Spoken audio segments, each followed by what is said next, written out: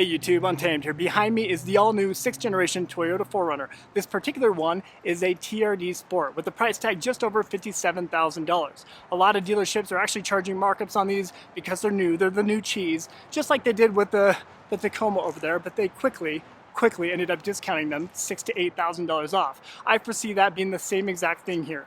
The only amount of street cred that the 4Runner gets over the Tacoma is this is still built out of Japan, whereas the Tacoma is built entirely out of Mexico. The quality that we're going to find coming out of Japan will undoubtedly be better, but is it worth that price tag? So stick with me as we look through it. And we can call it what it is. This is a byproduct of Toyota chasing carbon credits, right? Yeah, and I think even Toyota will loosely admit to that. They get government handouts for chasing these green credits, lessening the displacement size of their motors, strapping turbochargers to everything, and hybridizing, offering hybrid options, right? And well, they overdid it. They did it across the entire lineup, and it was overdone. This here is going to be no different. They're going to massively overproduce this thing and cram it down people's throats to where they're really going to feel like they have no choice but to get it. I can see myself liking it if it had the proper engine underneath. If it had the proper heart. Toyota, I hope you're listening. Let's offer that naturally aspirated V6 as an option, right? Let's stop forcing and cramming these hybridized four-bangers in people's throats, right? It's just not it. People who buy Toyota are not going to be wildly excited about this. Will they sell? Of course they will, because Toyota's going to overproduce the crud out of this thing. Not to mention, a lot of people, when they go buy a vehicle, they're like, well, Toyota, they're known for reliability, and they may not dig into really what the brand has been doing as of late. So they're just going to think, oh yeah, Toyota, they're reliable, I'm going to go buy one. But then they're going to be wildly upset with what happens with their new 4Runner. If Toyota truly offered a naturally aspirated V6 in this body, in this entire setup here, I think it would have been extremely well received. But no matter what, there's going to be people out there, and I think rightfully so, who are going to be pretty upset with the fact that they did force us to get that 2.4 liter turbocharged 4-cylinder underneath the hood and the hybridized version in the i4 Max. A lot of people buy Toyotas because of the reliability, simplicity, and affordability. And all three of those things go out the window pretty quick, especially when you strap the hybrid battery pack to this. That TRD Pro and Trail Hunter that have the i4 Max, they're priced at over $67,000. Kind of insane, right? And well, you can never have the same level of confidence with a turbocharged four-banger compared to a naturally aspirated platform. Ask any mechanic, don't take it from me. That is just the case, right? They're overworking these smaller turbocharged platforms, and where they're not going to get to 250,000 miles with that same level of peace of mind. So although I personally don't mind that front end, the back end seems a little wonky to me. You know, and obviously I'm critical of the engine, the power plant in general, and what Toyota's done with these.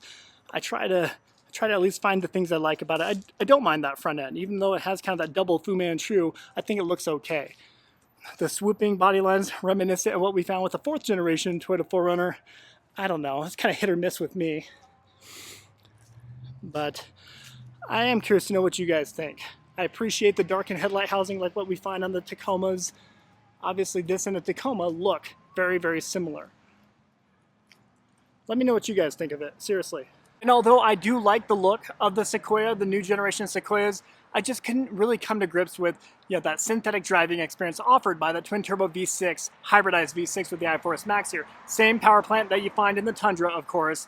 And really, much of Toyota's lineups now feel like this. It doesn't offer that raw, visceral driving experience that a lot of us have gotten used to over the years by driving Toyotas. We want it to feel reliable, simplistic, and affordable at the end of the day, right? And the price tag of this, over 80 grand. And honestly, it kind of blows my mind to see how many used new generation Tundras we see on dealership lots. Same goes for the 2024 Toyota Tacoma. There were so many used ones already that people traded in. That's because people buy them, they realize, wow, this is not like the Toyotas I've owned in the past, and then they get rid of them real quick. We see that across the board, across the United States. Whereas people with the 5.7 liter V8 Tundra here, look at the values of those. Those values have skyrocketed because people want them. I guarantee it, they're wanting dang near MSRP, original MSRP for this V8 Tundra here. One of these two trucks will actually last 250,000 miles with minimal headache and minimal maintenance. Here's a hint, it's gray.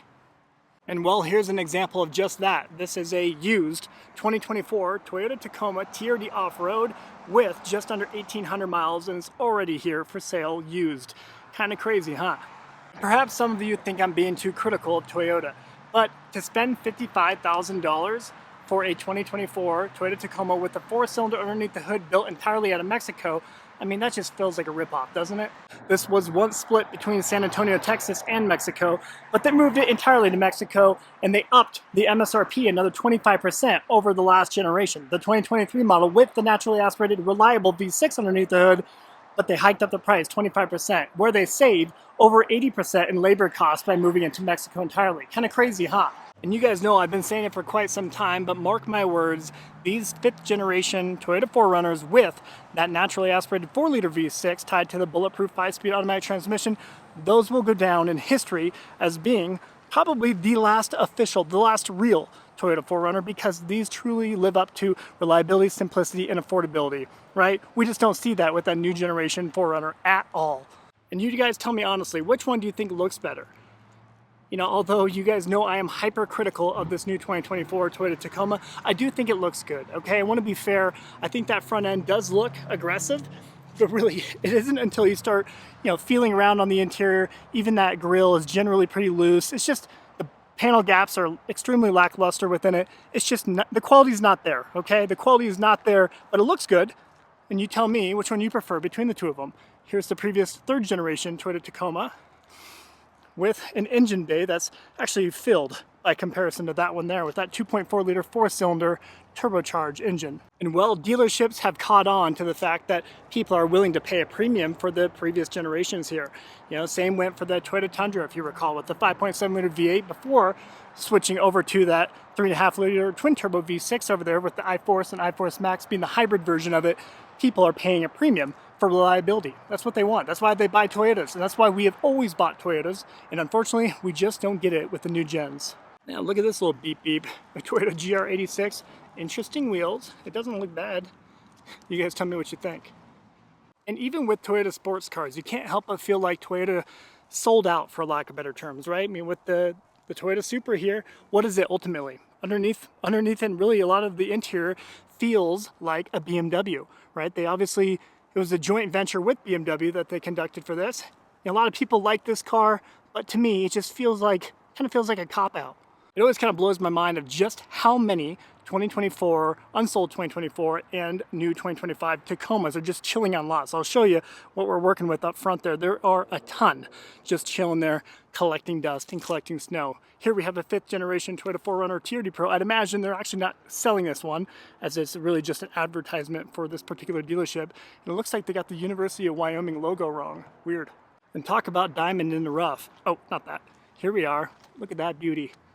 That thing right there probably has over 250,000 miles on it right now, and I would wager you easily have another 250,000 miles on it if you just keep the oil topped off. It'll be perfect for you.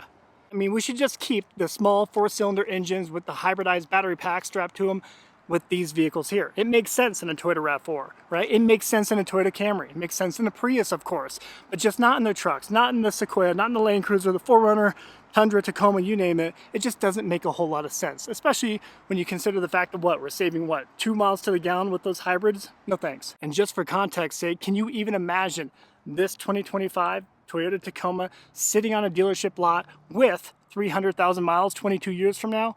The answer is no. You definitely will not see that, at least with full confidence. Maybe after a couple turbo replacements and engine rebuild. But this guy right here, guarantee it's the original engine, original transmission, and maybe he just changed the oil a few times, right?